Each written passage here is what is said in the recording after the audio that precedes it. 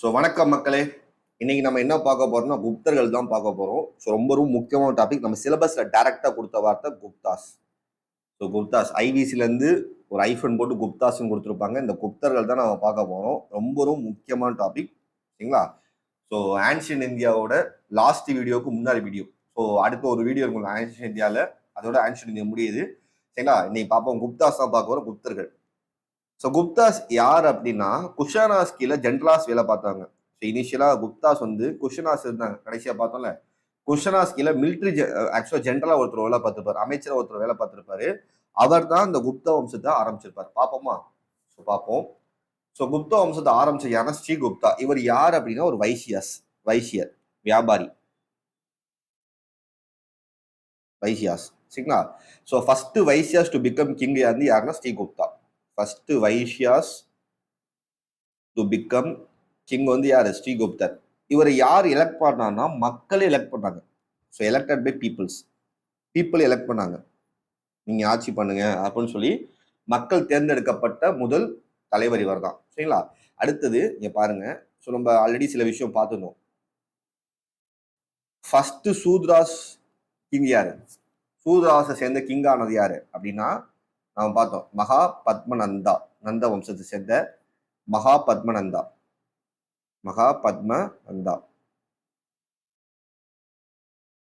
So first brahmin to king. First brahmin சேர்ந்த யாரு king ஆனது?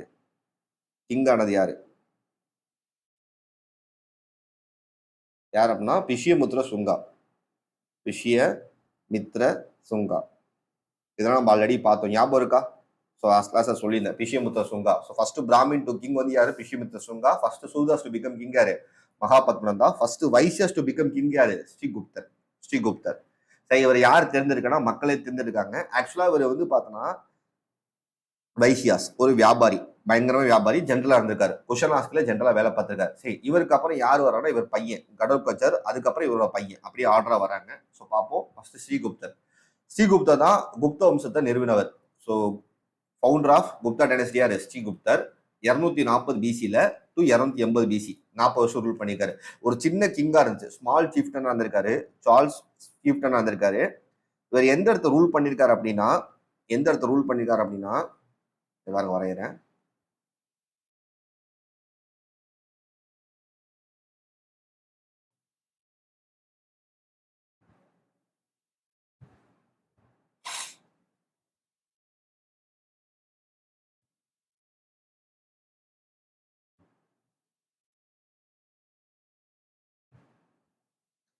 இந்த இடத்த ரூல் பண்ணியிருக்காரு.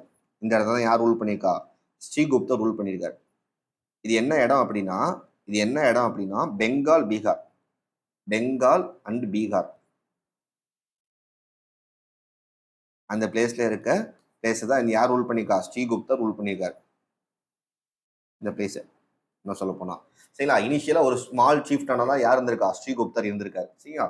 ஸோ இவர் என்ன பண்ணியிருக்காரு அப்படின்னா இவர் என்னத்தை ஃபாலோ பண்ணிருக்காருன்னா வைஷ்ணவிசத்தை ஃபாலோ பண்ணிருக்காரு. ரொம்ப முக்கியமான விஷயம், வைஷ்ணவிசத்தை ஃபாலோ பண்ணிருக்காரு.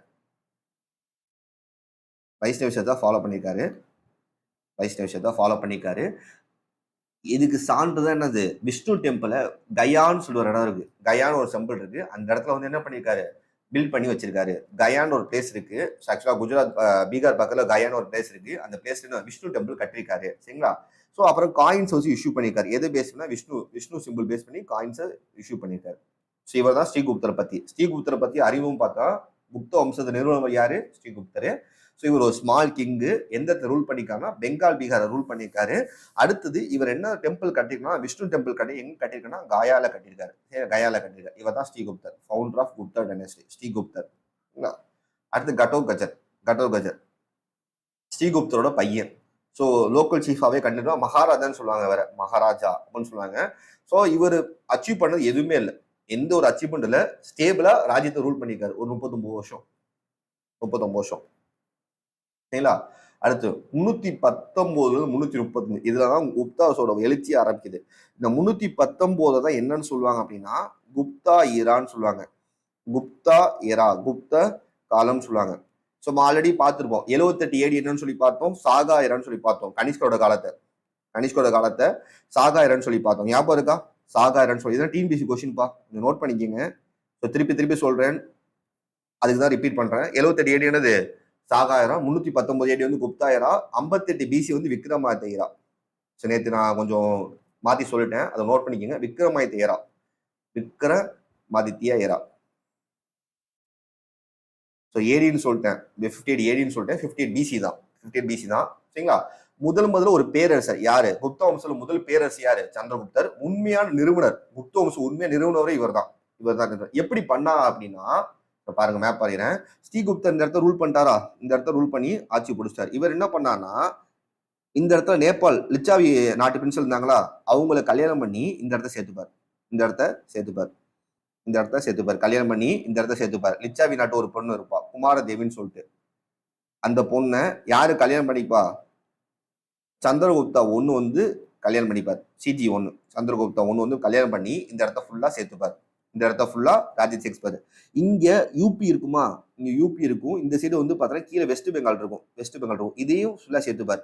இதையும் திருமணம் பண்ணி என்ன பண்ணி சேர்த்துப்பார். திருமணம் பண்ணியே நிறைய பொண்ணுங்க திருமணம் பண்ணி ராஜ்யத்தை எக்ஸ்டெண்ட் பண்றாங்க. நம்ம இதே மாதிரி பார்த்தோம், பிபிசாரா பார்த்தோம், ஞாபகம் இருக்கா? ஹரியங்கர் டெனஸ்ல திருமணம் பண்ணியே ராஜ்யத்தை எக்ஸ்டெண்ட் பண்ணலாம்னு சொல்லி பார்த்தோம்ல. இந்த காலத்துல இப்படி ஆச்சு. சிஜிஎம் 1 காலத்துல என்ன ஆச்சுன்னா, UP, Bihar, West Bengal full control யார் கண்ட்ரோல் வந்துச்சு? சந்திரகுப்த மௌரிய காலத்துல வந்துச்சு. சந்திரகுப்த காலத்துல வந்துச்சு. சந்திரகுப்தா வந்து ஆட்சி பிடிச்சிட்டாரு. ஸோ அதனால இவர் என்னன்னு சொல்றோம்னா, முதல் பேரரசர் சொல்றோம். தன்னோட தங்க நாணயத்தை வெளியிட்டாரு, தன்னோட இமேஜ்ல. அது எப்படி வெளியிட்டாரு அப்படின்னா, தங்க நாணயத்தை பாருங்க, இங்க வரைகிறேன். சர்க்கிள் மாதிரி இருக்கும் ஒரு சைடு, இந்த சைடு ஒரு சர்க்கிள் இருக்கும். ஒரு சைடு அவரும் அவர் ஒய்ஃப் இருக்க மாதிரி, ஒரு சைடு அவர் ஒய்ஃப் இருக்க மாதிரி, இன்னொரு சைடு வந்து லிச்சாவி நாட்டு மன்னர் இருப்பார். சரிங்களா? நல்லா பாருங்க. அவர் காயின்ஸ் வந்து என்ன காயின்ஸ் இஷ்யூ பண்ணாருன்னா, கோல்டு காயின்ஸ் இஷ்யூ பண்ணாரு. அந்த கோல்டு காயின்ஸ் எப்படி இருக்குன்னா, ஒரு சைடு வந்து பார்த்தோன்னா கிங்கோட ஒய்ஃப் இருப்பாங்க, அதாவது சந்திரகுப்தா 1 அவரோட ஒய்ஃப் குமாரதேவி இருப்பாங்க ஒரு சைடு. இந்த சைடு வந்து யாரும் லிச்சாவியன்னு சொல்லிட்டு லிச்சாவியனோட தலைவர் இருப்பார். லிச்சாவி நாட்டோட தலைவர் இருப்பார். நம்ம பார்த்தோம் லிச்சாவியோட திருமணம் பந்தம் வச்சிருக்கான்னு சொல்லி பார்த்தோம், லிச்சாவியோட ஹெட் இருப்பார். ஸோ இந்த மாதிரி காயின்ஸ் இஷ்யூ பண்ணது யாரு அப்படின்னா சந்திரகுப்தா 1. ஸோ எக்ஸாம்ல கேட்டிருக்காங்க, தன்னோட புகைப்படத்தையும் தன்னோட மனைவியோட புகைப்படம் சேர்ந்து வெளியிட்ட முதல் அரசர் யாரு அப்படின்னா சந்திரகுப்தா 1. அதாவது தன்னோட புகைப்படத்தையும் தன்னோட மனைவியோட புகைப்படத்தையும் நாணயத்துல வெளியிட்ட முதல் அரசர் யாரு? சந்திரகுப்தா 1 தான். சரிங்களா? சந்திரகுப்தா 1. சரிங்களா? அதை இங்க போட்டிருக்கேன், முதல் பேரரசர். அடுத்தது வந்து பார்த்தோன்னா, இவர் எப்படி, அதான் சொன்னேன், திருமணம் பத்திரத்தின் மூலமா என்ன பண்ணாரு? ஃபர்ஸ்ட் சேர்த்தார். லிச்சாவி நாட்டு பொண்ணை கல்யாணம் பண்ணாலே நல்லா வாழலான்னு சொல்லிட்டு ஒரு அப்பையிலிருந்து ஒரு மித்து இருக்குல்ல, அதை பேஸ் பண்ணி இவரும் கல்யாணம் பண்ணிக்கிறாரு. அப்புறம் கான்கோஸ்ட் பண்றாரு, சில இடத்த கான்கோஸ்ட் பண்ணி படையெடுத்து என்ன பண்றாரு? ஜெயிக்கிறாரு. அந்த நாட்டோட பொண்ணு பேர் தான் அது குமாரதேவி. லிச்சாவி நாட்டு பொண்ணு பேர் தான் குமாரதேவி. அந்த பொண்ணை கல்யாணம் பண்ணிக்கிறாரு. இந்த 319 அந்த ஏடி தான் அதை குப்தா ஏரான்னு சொல்றாங்க, அதுல இருந்து ஆரம்பிக்குது. 320 என்ன பண்றாரு? இவர் முடிசூரா மன்னராரு. முடிசூரப்பட்டது, இவருக்கு ராஜன்ற பட்டம் முடிசூரப்பட்டது. ஸோ ஃபர்ஸ்ட் இந்தியாவோட மகாராஜாதி ராஜ கம்பீர் அப்படிலாம் சொல்லுவாங்கல்ல, ஃபர்ஸ்ட் யாருன்னா இவர் தான். மகாராஜாதி ராஜா யாரு? சந்திரகுப்தா 1 தான். ஸோ சந்திரகுப்தா 1 தான். ஸோ இவ்வளவுதான் இவரை பத்தி தகவல். சரிங்களா? எழுதிக்கங்க. அடுத்து போலாமா? சரி. அடுத்தது இவரோட பையன் சமுத்திரகுப்தா. ஸோ ரொம்ப முக்கியமான சமுத்திரகுப்தா 335 இருந்து 380 சில புக்ல போட்டிருக்கோம், சில புக்ல 375 போட்டிருக்கோம். நான் 11th புக்ல 12th புக்ல என்ன கொடுத்துருக்கோங்களோ அந்த டேட்டா தான் எடுத்திருக்கேன். சரிங்களா? அதான் எடுத்திருக்கேன். ஸோ சில புக்ல 380 போட்டிருக்கு, சில புக்ல 375 போட்டிருக்கு. 380 ஓகே வச்சுருங்க. சரிங்களா? இவர் வந்து பார்த்தோன்னா சந்திரகுப்தா 1ஓட பையன், அவருக்கு அடுத்த மன்னரான இவர் தான். சரிங்களா? இவர் என்ன பண்ணாரு அப்படின்னா, இந்தியா ஃபுல்லா படையெடுத்து ஜெயிச்சாரு. பாப்போமா? நம்ம அப்பா காலத்துல இந்த இடம் மட்டும் தான் ரூல் பண்ணியிருந்தாங்க. இவர் என்ன பண்ணா, இது ஃபுல்லா எக்ஸ்டெண்ட் பண்ணிடுவார், இது ஃபுல்லா எக்ஸ்டெண்ட் பண்ணி ஜெயிச்சிருப்பாரு. இந்த இடம் ஃபுல்லா அடிச்சு காலி பண்ணிடுவாரு, இந்த இடம் ஃபுல்லா காலி பண்ணிடுவாரு, இந்த இடம் ஃபுல்லா காலி, இந்த இடத்த ஃபுல்லா காலி பண்ணிடுவாரு. இந்த எக்ஸப்ட் இந்த குஜராத் அண்ட் மால்வா தவிர மொத்த எல்லா இடத்தையும் கேப்சர் பண்ணிடுவாரு. பாப்போமா என்ன கேப்சர் பண்ணான்னு சொல்லி மறுபடியும் மேப் பாருங்க பாருங்க.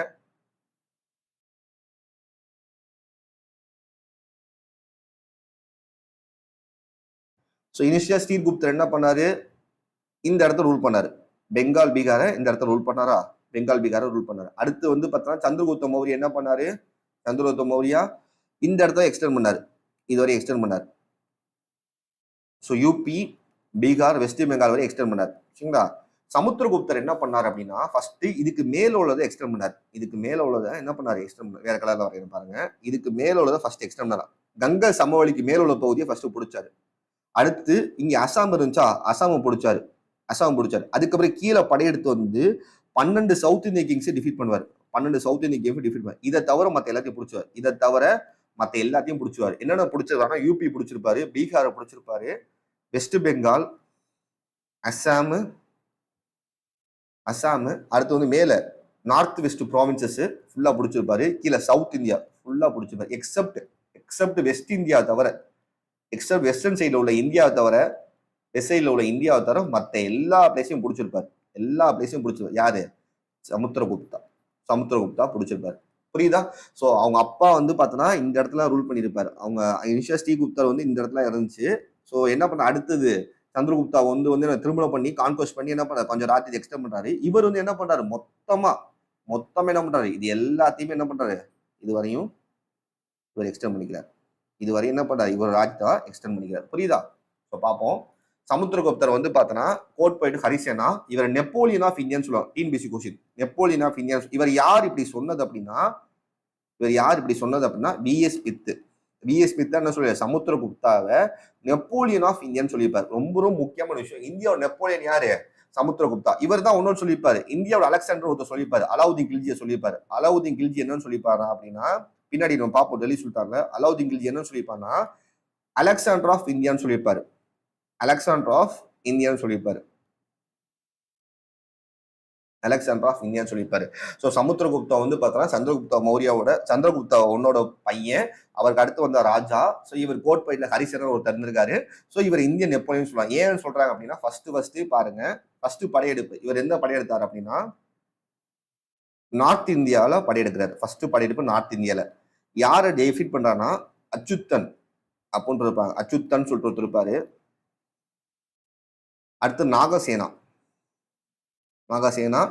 அண்ட் நாகபானா 2 பேர் இருப்பாங்க. 2 பிரதர்ஸ்.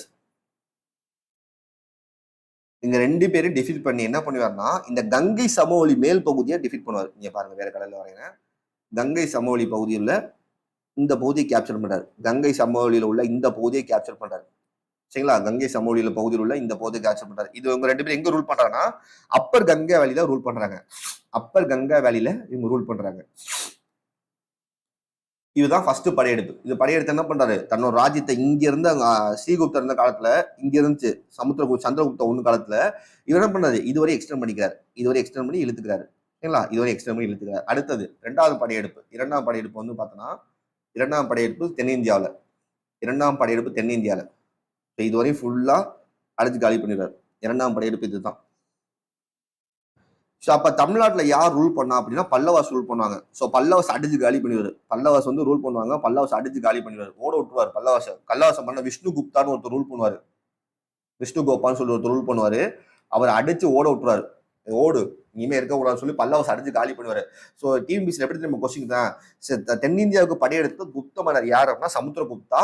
யாரை டிஃபீட் பண்ணானா பல்லவ மன்னர் விஷ்ணு கோபாவை டிஃபீட் பண்ணாரு. ஸோ இந்த சவுத் இந்தியாவுக்கு படையெடுக்கும் போது சமுத்திரகுப்தாவுக்கு உதவி செஞ்சவர் யார் அப்படின்னா வீரசேனா. இவர் தான் வந்து இவரோட சேனாதிபதி, இவரோட ஜெனரல், ரொம்ப முக்கியமான மிலிட்டரி ஜெனரல்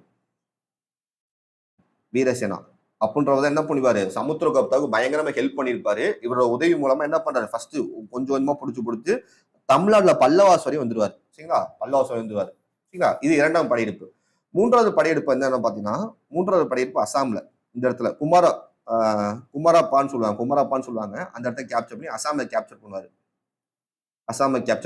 நாலாவது வந்து பார்த்தோன்னா இந்த இமயமலை இருக்குல்ல, பாருங்க போடுறேன். இங்க இருக்குல்ல இமயமலை, இந்த இமயமலை இங்க இருந்து ஆரம்பிச்சு இந்த இடத்த வரையும் ஃபுல்லா கேப்சர் பண்ணுவாரு. இமயமலையில சுத்தி எல்லா ட்ரைப்ஸையும் கேலி பண்ணுவாரு. இமயமலையில உள்ள எல்லா ராஜாவையும் டிஃபீட் பண்ணி ஜெயிச்சுருவாரு. இமயமலை சுத்தி உள்ள எல்லா ஸ்மால் கிங்ஸையும் டிஃபீட் பண்ணிடுவாரு. அஞ்சாவது நாகா ட்ரைப்ஸ் இங்க ஒடிசால இருப்பாங்க. இந்த இடத்துல ஒடிசால இருப்பாங்க. இவங்களும் டிஃபீட் பண்ணிடுவாரு நாகா ட்ரைப்ஸ். சரி, தண்ணி எழுதி போறேன் பாருங்க. ஃபர்ஸ்ட் வந்து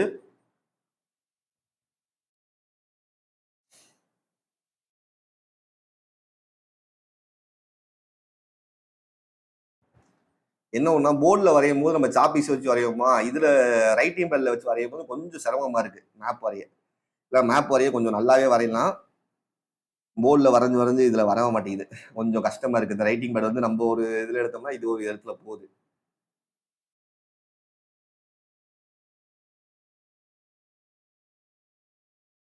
என்னாச்சுன்னு தெரியல. பேனா கொஞ்சம் மக்கர் பண்ணுது. எனக்கு மேப்பை நான் ஃபஸ்ட்லேருந்து வரைகிறேன். சாரி மேக்களே.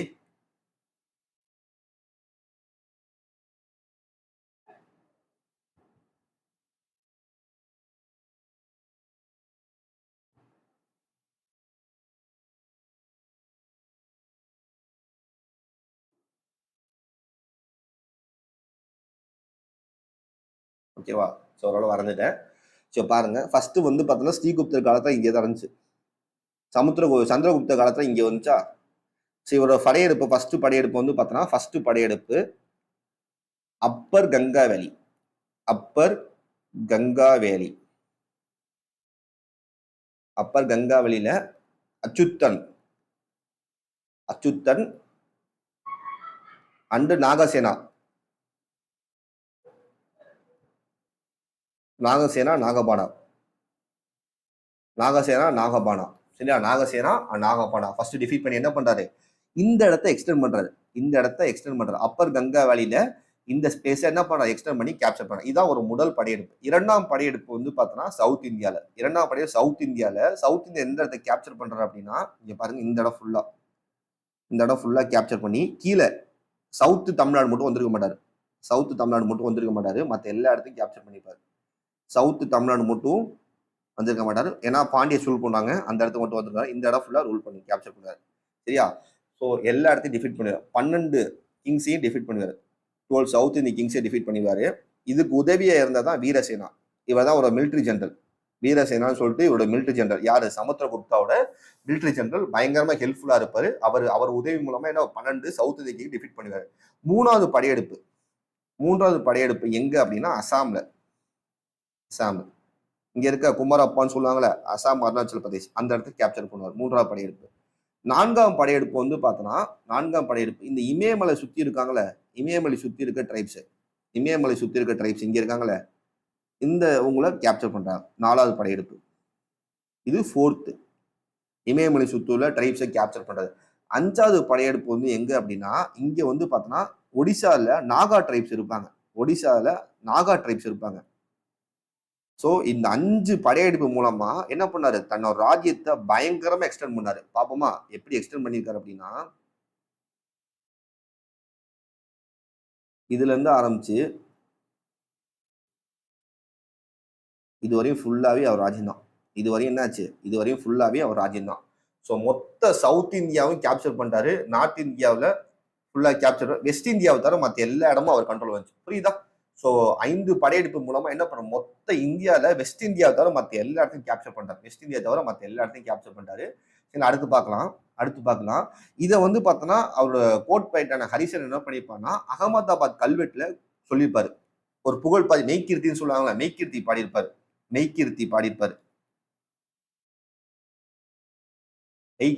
பிரகஸ்தின்னு சொல்லுவாங்க. பின்னாடி இதை பத்தி தனியாவே கொடுத்துருக்கேன், அலகாபாத் தூண் கல்வெட்டுன்னு சொல்லிட்டு. ஸோ அலகாபாத் தூண் கல்வெட்டுன்றது அசோகர் காலத்தை உருவாக்கப்பட்டது. அந்த தூண் கல்வெட்டுல என்ன பண்ணியிருப்பாரு அப்படின்னா, அந்த தூண் கல்வெட்டுல இது மாதிரி சமுத்திரகுப்தன் ஒருத்தர் இருந்தாரு, அவர் வந்து பார்த்தா எப்படி படையெடுத்து போனார்னு சொல்லிட்டு அவர் படையெடுப்பை பத்தி சொல்லியிருப்பாரு.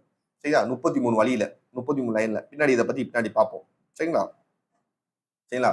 ஸோ எப்படி படையெடுத்தாரு, எப்படி வந்து பார்த்தா பெங்கால்ல இருந்து வெஸ்ட் இந்தியா ஃபுல்லா கேப்சர் பண்ணாரு. வெஸ்ட் இந்தியாவை தவிர குஜராத், அந்த சவுத் தவிர மற்ற எல்லாத்தையும் கேப்சர் பண்ணிப்பாரு. தமிழ்நாடு பார்டர் வரையும் வந்திருப்பாரு. சரிங்களா. அடுத்தது இவர் எப்படி ஜெயிக்க காரணம் அப்படின்னா, முக்கியமா காரணம் இவர் வந்து பார்த்தோம்னா அஸ்வமேத யாகம் நடத்திருப்பாரு. அதனாலதான் இவர் வெற்றி காரணம்னு சொல்லி நிறைய பிராமின் சொல்லுவாங்க. அஸ்வமேத நடத்திருப்பாரு. நான் பார்த்தோம், அஸ்வமேத யாகம்ன்றது என்னன்னா ஹார்ஸை பலி கொடுக்குறது. அப்புறம் ஹிந்துஸ் சப்போர்ட் பண்ணியிருப்பாரு. ஹிந்துஸ்ல எதை மெயினா சப்போர்ட், வைஷ்ணவிஷம் தான் சப்போர்ட் பண்ணியிருப்பாரு. சரியா. இருந்தாலும் என்ன பண்ணாரு, புத்திசத்துக்கு சில விஷயம் டொனேட் பண்ணியிருக்காரு. புத்திசத்துக்கும் என்ன பண்ண சப்போர்ட் பண்ணியிருக்காரு. சொல்ல புரியுதா? சப்போர்ட் பண்ணியிருக்காரு. அடுத்தது இவரு சவுத் இந்தியா தாண்டி வேற எந்த பிடிச்சாருன்னா, கீழே ஸ்ரீலங்கா இருக்கா, ஸ்ரீலங்கா இருக்கா, இந்த ஸ்ரீலங்காவையும் என்ன பண்ண புடிச்சுறாரு. சரி புடிச்சு ரூல் பண்ணாரா? புடிச்சு ரூல் பண்ணார்னா கப்பம் கட்ட சொன்னாரு. நீங்க நான் ரூல் பண்ணல. எனக்கு நீங்க கப்பம் கட்டுங்க அப்படின்னு சொல்லிட்டு சொன்னார். இந்த பாலிசி பேரு பாலிசி ஆஃப் கிரகண மோட்சான்னு சொல்லுவாங்க. பாலிசி ஆஃப் கிரகண மோக்ஷா அப்படின்னு சொன்னாங்க. எல்லா இடத்தையும் பிடிச்சி என்ன பண்ண ரூல் பண்ணல. அவர் கப்பம் கட்ட சொல்லிட்டாரு. எல்லா இடத்தையும் பிடிச்சி என்ன பண்ண கப்பம் கட்ட சொல்லிட்டாரு. ஸோ அதுக்கப்புறம் ஜீவ சுமுத்ரா இதான் ஸ்ரீலங்கா, அந்த இந்தோனேஷியான்னு சொல்லுவாங்க. இந்தோனேஷியான்னு சொல்லுவாங்கல்ல, ஜீவ சுமுத்ரானா இந்தோனேஷியா, சுமத்ரா ஐஸ்லாண்ட்னா இந்தோனேஷியா, மலையானா மலேசியா. மலையான்றது மலேசியான்னு சொல்லுவாங்கல்ல அந்த லேண்டு. ஸோ இந்த 2 தீவையும் என்ன பண்றாரு கேப்சர் பண்ணாரு. இவர் வந்து வீணை வாசிக்கிற மாதிரி ஒரு புகைப்படம் இருக்கு. அதனால இவர் மியூசிக்ல இன்ட்ரெஸ்டா இருப்பான்னு சொல்லி சொல்றாங்க. மியூசிக்ல இன்ட்ரெஸ்டா இருக்கான்னு சொல்றாங்க. அதனால இவருக்கு என்ன டைட்டில் கிடைக்குதுன்னா கவிராஜா. அதனால இவருக்கு என்ன டைட்டில் கிடைக்குது அப்படின்னா கவிராஜா.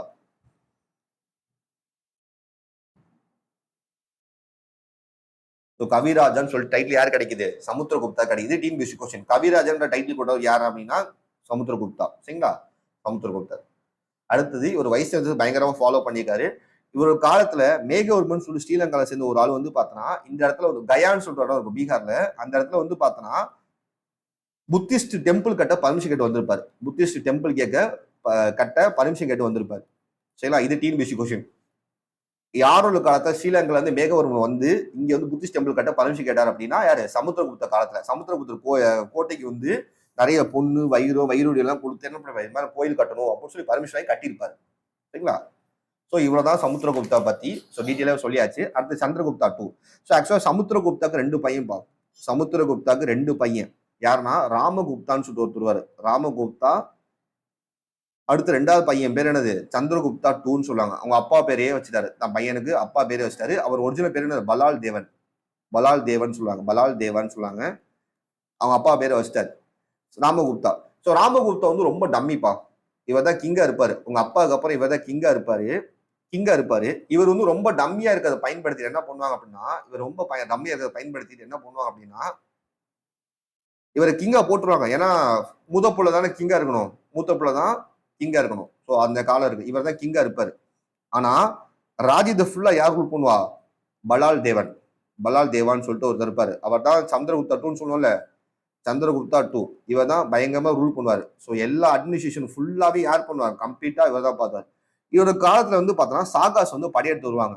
சாகாஸ் வந்து பார்த்தோன்னா குப்தாஸ் மேல படையெடுத்து வருவாங்க. அப்ப இவர் என்ன பண்ணுவாருன்னா தோத்து போயிடுவார். ராமகுப்தா தோத்து போயிடுவாரு. இவர் ஒய்ஃப் தூக்கிட்டு போயிடுவாங்க. சாகாஸோட ஒய்ஃப். சாகாஸ் என்ன பண்ணுவார்? ராமகுப்தாவோட ஒய்ஃபை தூக்கிட்டு போயிடுவாங்க. துருவா தேவின்னு சொல்லுவாங்க. அவர் தூக்கிட்டு போயிடுவாங்க. இவர் வந்து ஒண்ணுமே பண்ண மாட்டாரு. ஐயோ ஒய்ஃப் வச்சு எதுவும் பண்ணல. இவர் கிளம்பி குதிரையை எடுத்துட்டு அண்ணிய தூக்கிட்டு போயிட்டாங்கன்னு சொல்லிட்டு என்ன பண்ணுவாரு? விரட்டி குதிரையில போவார். குதிரையில போயிட்டு சாகாசை கொன்றுவாரு. யாரு? சந்திரகுப்தா 2 வந்து பார்த்தோன்னா சாகாசையே ஃபுல்லா வெட்டி வீசிட்டு இவங்க அண்ணியை காப்பாத்திட்டு கூட்டிட்டு வரும்போது அன்னிக்கும் இவருக்கும் வந்து பார்த்தா லவ் அஃபேர் வந்துருச்சு. நல்லா பாருங்க. சோ இப்ப அந்த காலத்துல வந்து கள்ள கதைன்னு சொல்றாங்க. அது வந்து பார்த்தா அந்த காலத்துல காதல் கவிதையா இருந்திருக்கு. சோ இப்ப வந்து பார்த்தோன்னா கள்ள கதைன்னு சொல்றாங்கல்ல, இப்ப வந்து பார்த்தோன்னா அது வந்து பார்த்தோன்னா காதல் கவிதையா இருந்திருக்கு. இப்ப ரீசெண்டா ட்ரெண்ட்ல போயிட்டு இருக்குல்ல, அண்ணியை கல்யாணம் பண்றது, தம்பி ஒய்ஃபை கல்யாணம் பண்ற ட்ரெண்ட், அது வந்து அந்த காலத்தையும் ஆரம்பிச்சிருக்காங்க. யாரு? குப்தர் காலத்தையும் ஆரம்பிச்சிருக்காங்க. ராமகுப்தர் கிங் ஆயிராரு. அவர் வந்து ராஜ்யத்தை ரூல் பண்ற ரொம்ப தவறிட்டாரு. ஆனா ராஜ்யத்தை ஃபுல்லா ரூல் பண்ற யாரு? சந்திரகுப்தர் 2 தான் ரூல் பண்றாரு. இவர் அரசரை வச்சு டம்மி அரசரை வச்சு இவர் தான் ரூல் பண்றாரு. இவருக்காக சாகாஸ் படையெடுத்து வராங்க. படையெடுத்து வரும்போது ராமகுப்தா ஒய்ஃப் வந்து தூக்கிட்டு போயிடுறாங்க. ராமகுப்தா ஒய்ஃப் துருவா தேவி வந்து தூக்கிட்டு போயிடுறாங்க. சோ துருவா தேவியை தூக்கிட்டு போய் ராமகுப்தா எந்த ஒரு நடவடிக்கை முடியாது. என் அண்ணியை தூக்கிட்டு போயிட்டான்னு சொல்லி கோவத்துல குதிரை எடுத்து கிளம்புறாரு. யார்? சந்திரகுப்தா 2 கிளம்பி என்ன பண்றாரு? சாகாசை வெட்டி வீசிட்டு துருவா தேவியை கூட்டிட்டு வரும்போது துருவா தேவிக்கும் சந்திரகுப்தா 2க்கும் வந்து பாத்தீங்கன்னா லவ் அஃபேர் வந்துருச்சு. சோ இவர் அண்ணன் இருந்தா பிரச்சனைன்னு சொல்லிட்டு என்ன பண்ணுவாருன்னா அண்ணனையும் கொண்டுருவாரு. சந்திரகுப்தா 2 என்ன பண்ணுவாரு? உங்க அண்ணனையே கொண்டுருவாரு. பாப்போமா? சோ ராமகுப்தா என்ன பண்ணுவாருன்னா ஒய்ஃப் வந்து சரண்டர் பண்ணிடுவாரு. யாரு? துருவா தேவிட்டு சாகாஸ்ட சரண்டர் பண்ணிடுவாரு. ஸோ எந்த ஒரு நடிகை எடுக்க மாட்டாரு. ஸோ சந்திரகுப்தா 2 என்ன பண்ணுவாருன்னா சாகாசையும் டிஃபீட் பண்ணிடுவாரு. அவங்க அண்ணனையும் டிஃபீட் பண்ணி அவங்க அண்ணியை கல்யாணம் பண்ணிப்பாரு. புரியுதா? துருவா தேவியை கல்யாணம் பண்ணிப்பாரு. சூப்பரா லவ் ஸ்டோரியில செம்ம லவ் ஸ்டோரி. அது வந்து பாத்தீங்கன்னா ஒரு புக்ல படிக்கும்போது நல்லா இருந்துச்சு. படிக்க வந்து பார்த்தோன்னா ஸோ பாருங்க கள்ளக்காதல எந்த அளவுக்கு வருதுன்னு எழுதியிருக்காங்கன்னு பாருங்க. ஸோ ராமகுப்தா என்ன பண்றாரு? துருவா தேவியை சரண்டர் பண்ணிடுவாரு. இவர் போய் காப்பாத்தி கூட்டிட்டு வரும்போது கல்யாணம் லவ் வந்துடும். லவ் வந்து கல்யாணம் பண்ணிப்பாரு. அவங்க அண்ணனையும் கொண்டுருவாரு. உங்க அண்ணனையும் இவர் கொண்டுருவார். ராமகுப்தாவையும் கொண்டுருவார். சாகாசையும் கொண்டுருவாரு. இவர் என்ன பண்ணாருன்னா மறுபடியும் உங்க தாத்தா பண்ண மாதிரி என்ன பண்ணாரு? மேட்ரிமோனி அலையன்ஸ் பண்ணி திருமண பந்தத்தின் மூலமா என்ன பண்றாரு, தன்னோட ராஜ்யத்தை எக்ஸ்டெண்ட் பண்றாரு. சரியா? இவர் காலத்துல என்ன ஆகுதுன்னா, இந்த வெஸ்டர்ன் சாகாஸையும் குஜராத்தையும் கேப்சர் பண்றாரு. ரொம்ப ரொம்ப முக்கியமான விஷயம். இது சமுத்திரகுப்தா பிடிக்காத ஒரே பிளேஸ் இந்த பிளேஸ் தான். இந்த பிளேஸ் தான். ஸோ இந்த பிளேஸ் யார் கேப்சர் பண்றானா, சந்திரகுப்தா 2 பாப்போமா? ஸோ ஆல்ரெடி எப்படி இருக்குன்னா ராஜ்யம், ஆல்ரெடி எப்படி இருக்குன்னா,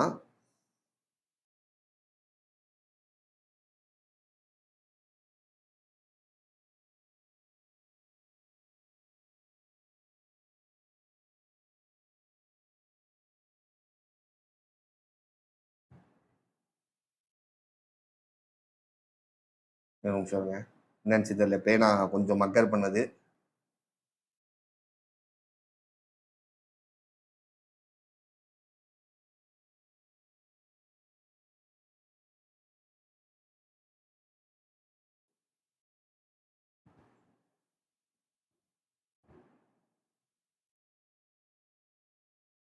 பொறுமையாவே வரைவோம்.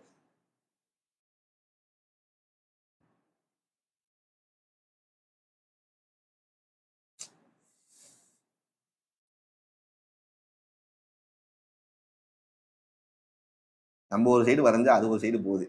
வாழ்க்கையே அப்படிதானே, வாழ்க்கையிலையும் அப்படிதான் நிறைய அடி விழுது. வாழ்க்கையிலையும் நிறைய அடி அப்படிதான் விழுது. கொஞ்சம் அட்ஜஸ்ட் பண்ணிக்கோங்க, பேனா வந்து மக்கர் பண்ணுது. சரிங்களா?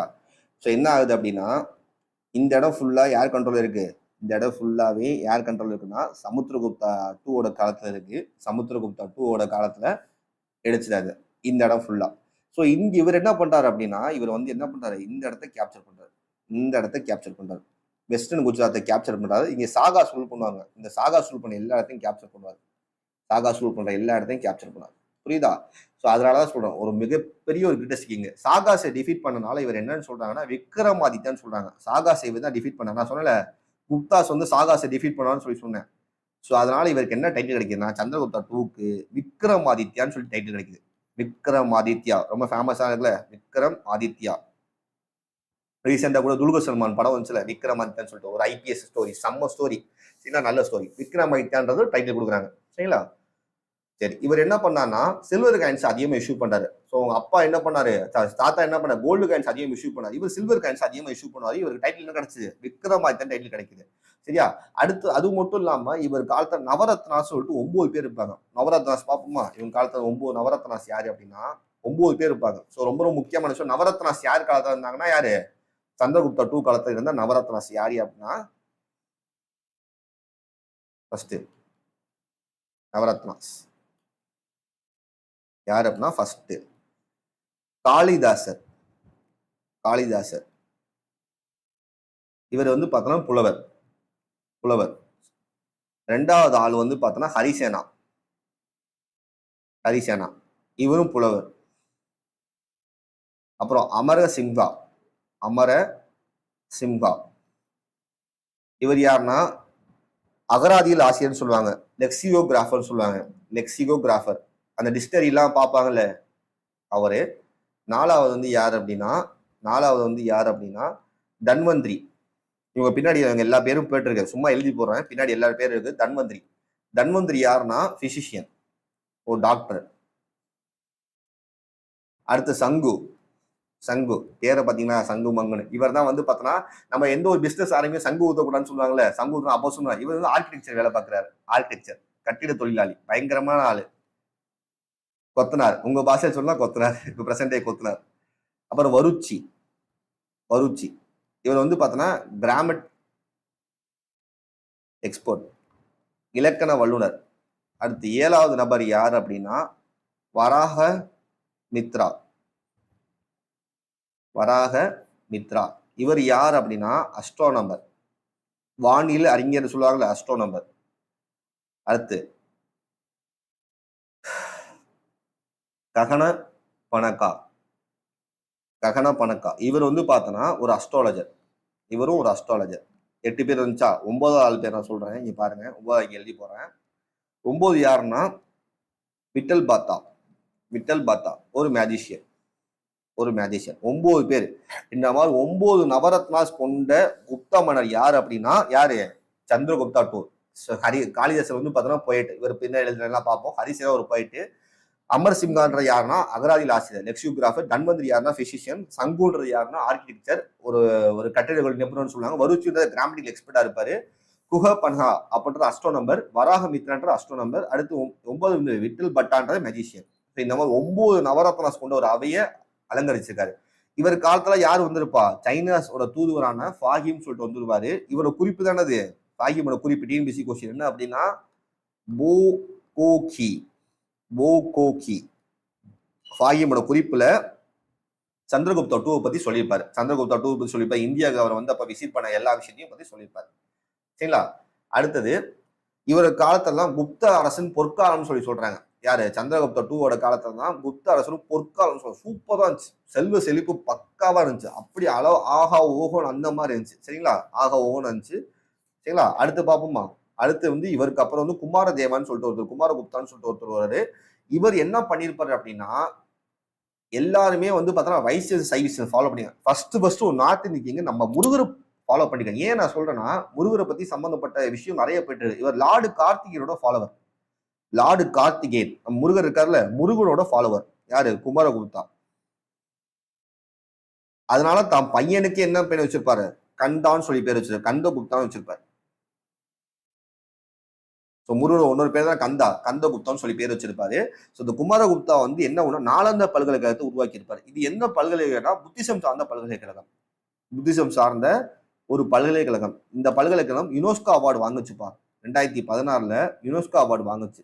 சரிங்களா? ரொம்ப ரொம்ப முக்கியமான ஒரு பல்கலைக்கழகம். இவர் காலத்து ஹூனர்கள் படையெடுத்து வந்தாங்க.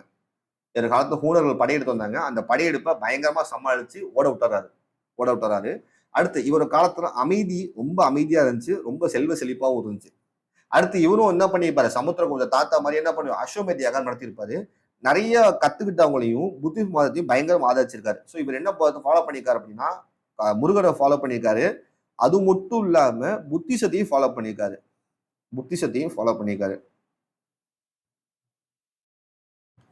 ஓகே, புத்திசத்தையும் ஃபாலோ பண்ணியிருக்காரு. சரி, அடுத்தது கந்தகுப்தா. ஒரு பையன். இவர் என்ன பண்ணாரு? இவர் காலத்து ஹூனர்கள் படையெடுத்து வந்தாங்க. யாருன்னா வெள்ளை ஹூனர்கள். ரொம்ப முக்கியம். வெள்ளை ஹூனர்கள் படையெடுத்து வந்தாங்க. அந்த படையெடுப்பை பயங்கரமா சமாளிச்சிட்டாரு. கடைசி மிகச்சிறந்த முக்கியமான மன்னர், லாஸ்ட் கிரேட்டஸ்ட் கிங் இவர் தான்.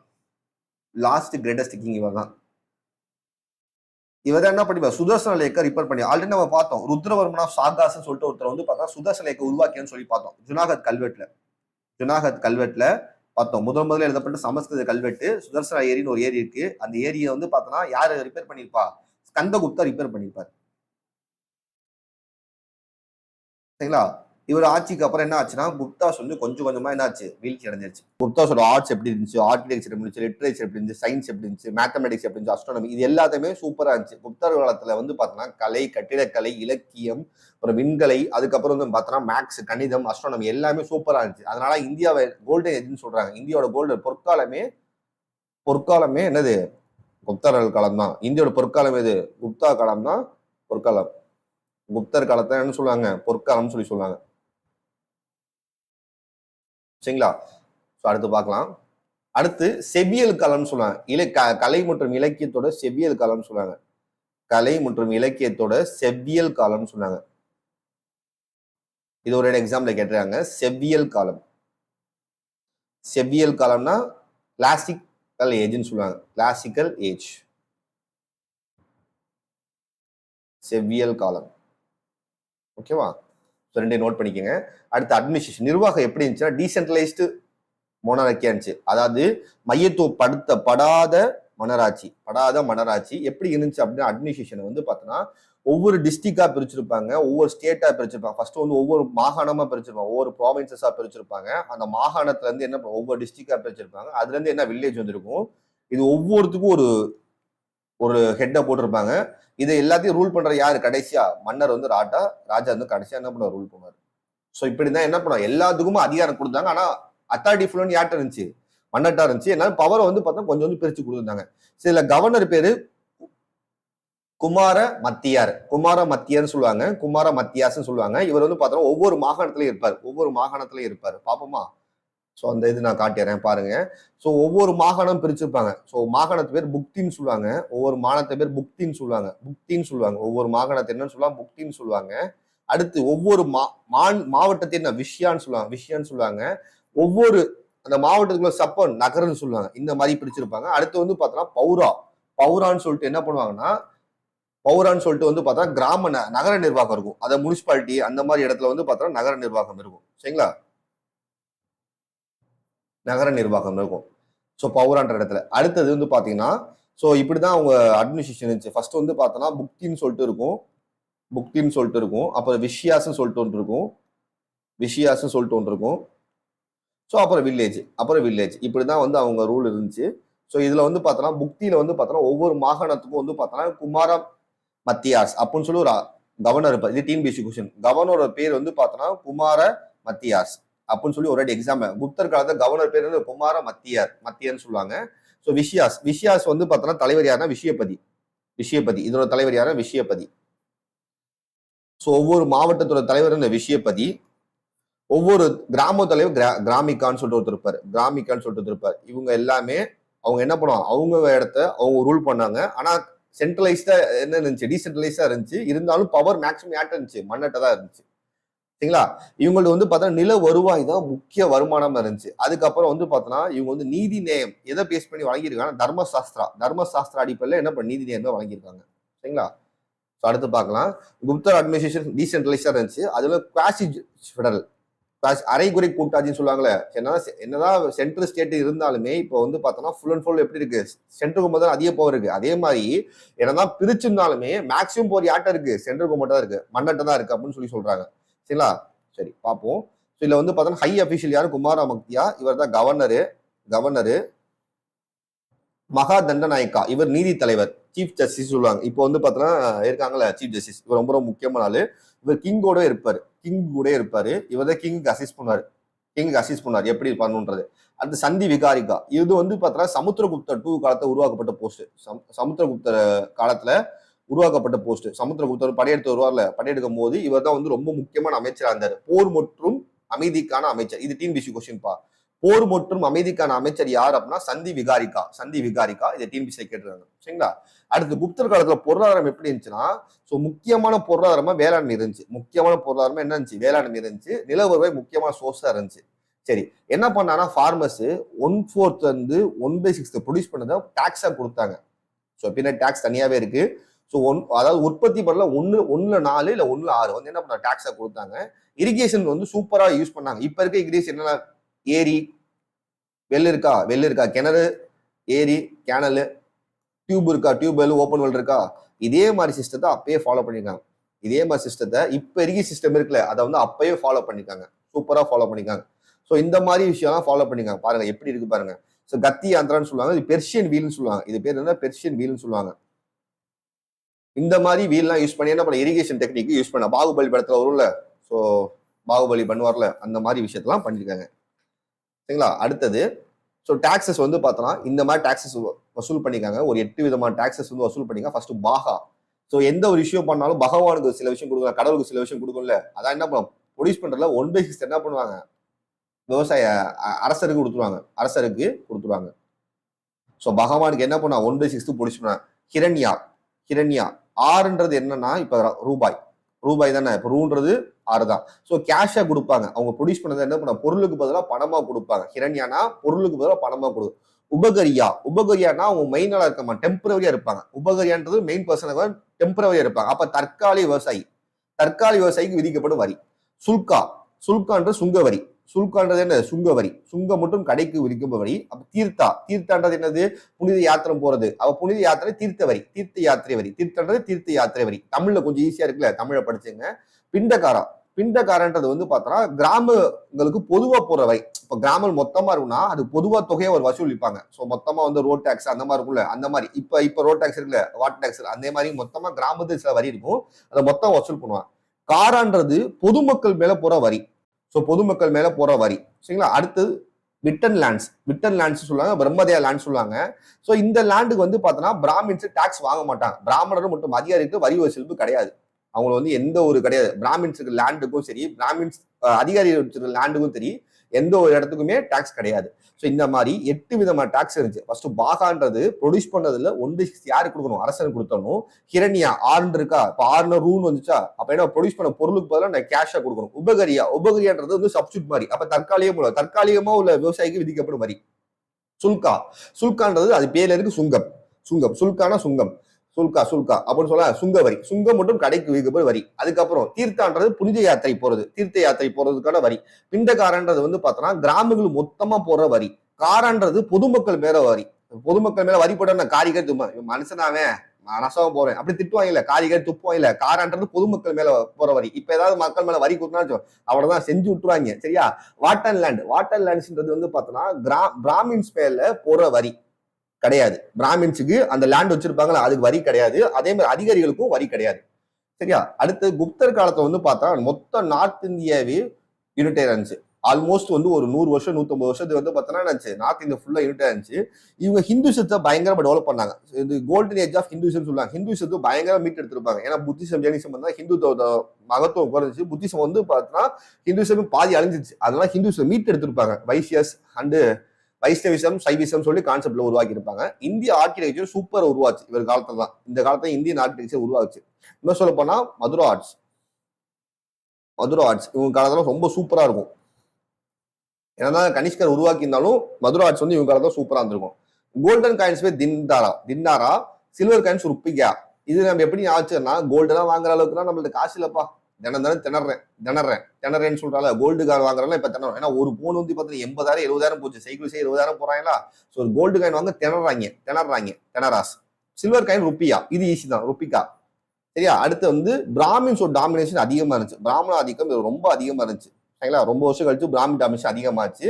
வர்ணா சிஸ்டம் ரொம்ப ஸ்ட்ரென்த் ஆச்சு. இது பின்னாடி நான் ஒரு ஃப்ளோச்சார் மாதிரி கொடுத்துருக்கேன், வரையும் பார்ப்போம். பெண்கள் நிலை ரொம்ப ரொம்ப மோசமாச்சு. இவங்களுக்கு வந்து பார்த்தோன்னா முன்னாடி சுயம்பரம்னு ஒண்ணு இருந்துச்சு, அது கிடையாது. சைல்டு மேரேஜ் இருந்துச்சு, சதி இருந்துச்சு.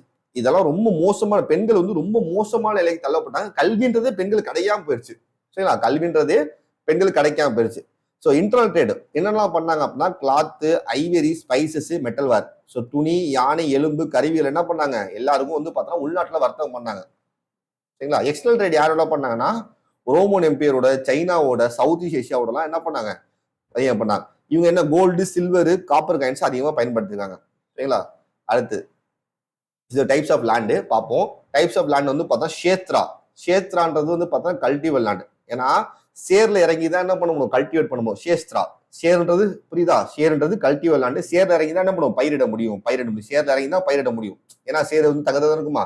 சரி, ஒரு பொருள் கீழே விழுந்துச்சுனால என்ன பண்ண மாட்டோம், அதை யூஸ் பண்ண மாட்டோம். அன்கல்டிவல் வேஸ்ட் பயிரிட முடியாது, வெறும் சேரி நிலம் சொல்லுவாங்க. அதாவது கீழே விழுந்தாலும் பொருள் யூஸ் பண்ண மாட்டோம், வேஸ்ட்லான்னு சொல்லுவாங்க, வேஸ்ட்னு சொல்லுவாங்க. அப்புறம் அபகர்த்தான்றது வந்து பார்த்தோன்னா என்ன பண்றது, ஒருத்தன் புடுங்குறது. ஃபெலோ லேண்டு, ஒரு ஃபெலோட் வந்து புடுங்குற லேண்டு. இப்ப எல்லாமே அப்படித்தானே பண்றாங்க, அபரிக்கிறாங்கல்ல ஃபெலோ லேண்டு.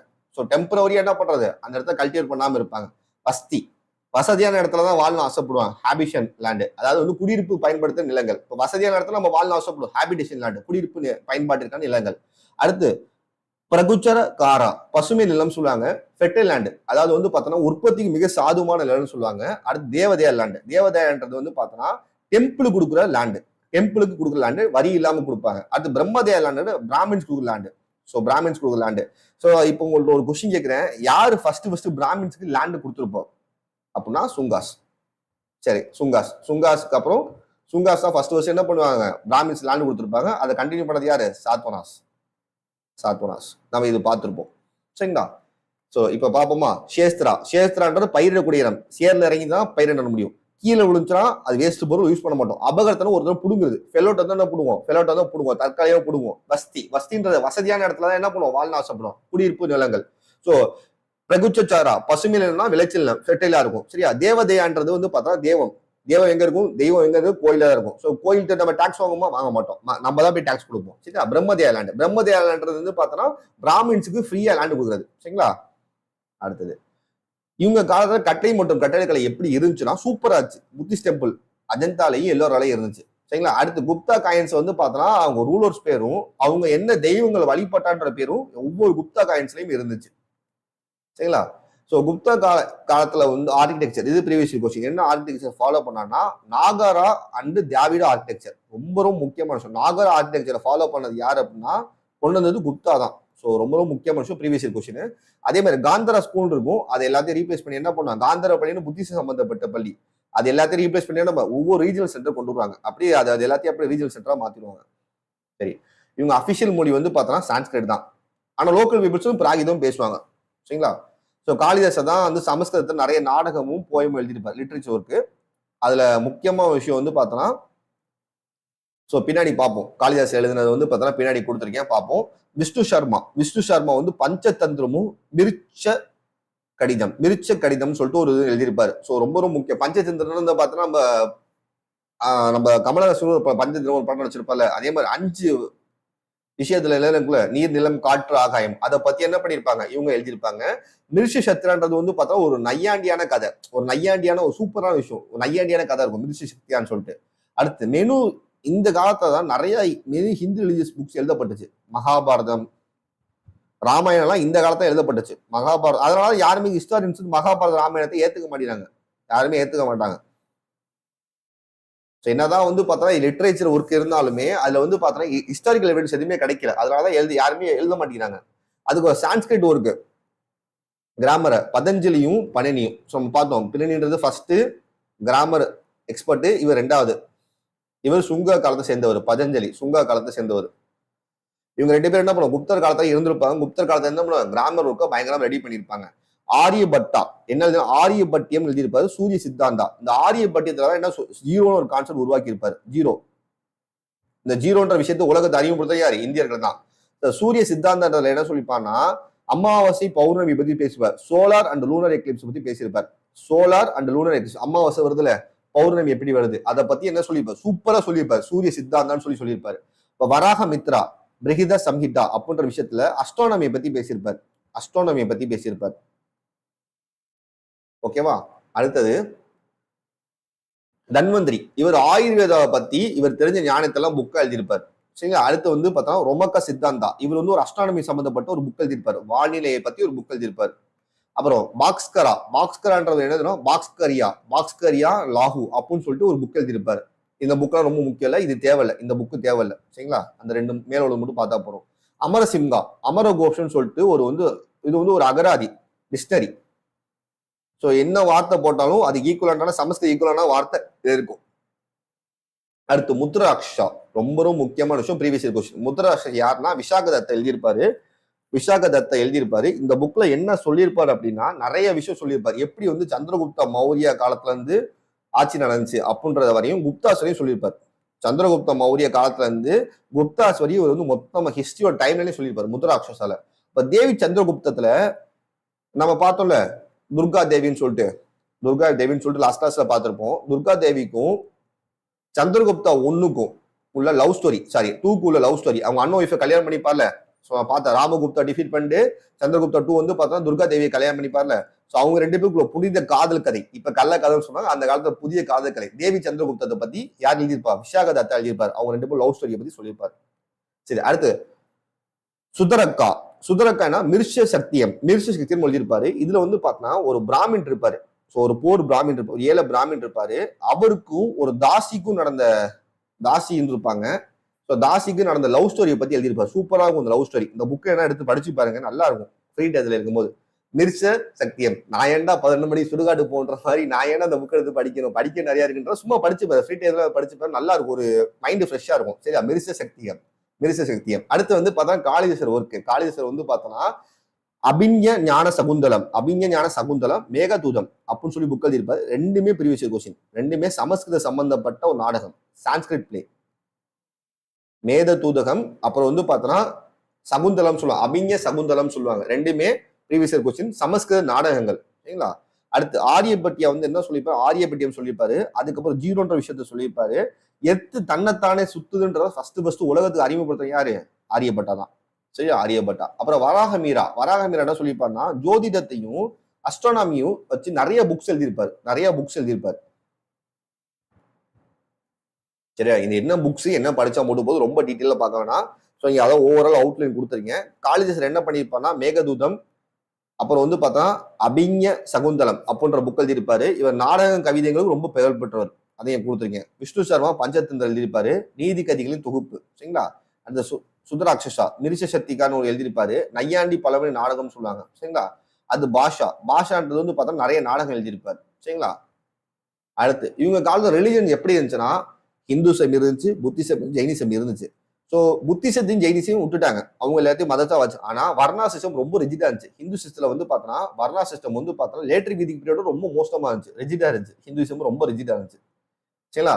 ஸோ இதுல பெண்களுக்கு ரொம்ப வந்து தலைகுனி ஏற்படுச்சு. ஏன்னா என்னாச்சு, ஆணாதிக்கம்ல சமுதாயமா ஆரம்பிச்சிச்சு. இந்த காலத்துல ஆணாதிக்கம்ல சமுதாயம் ஆரம்பிச்சு. அப்புறம் கோயில் கட்டிடக்கலை இந்த இடத்துல ஆரம்பிச்சது. தேவர் தசாவதார கோயில்னா இந்த இதெல்லாம் ஆரம்பிச்சு. இந்த இதெல்லாம் இந்த தேவ்கர் தசாவதார கோயிலா இருக்குல்ல, அந்த கோயில் கட்டிடக்கலை எல்லாம் இப்பதான் ஆரம்பிச்சிச்சு.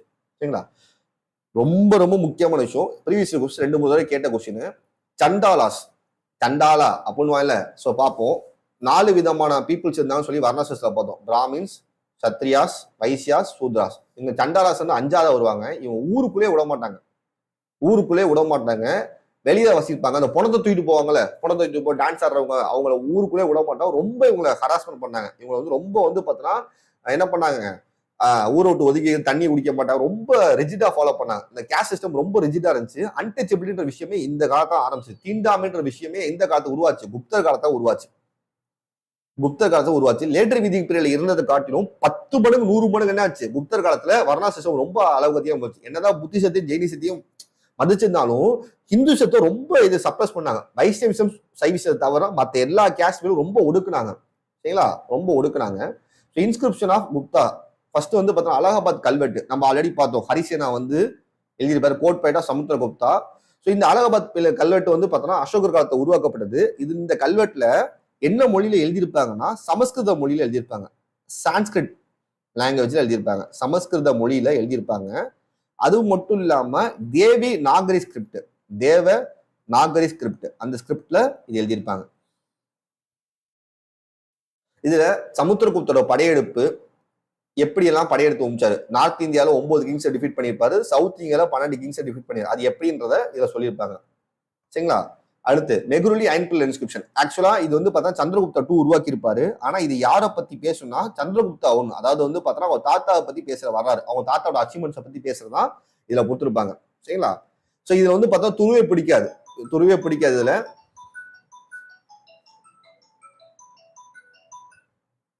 துருவே பிடிக்காது.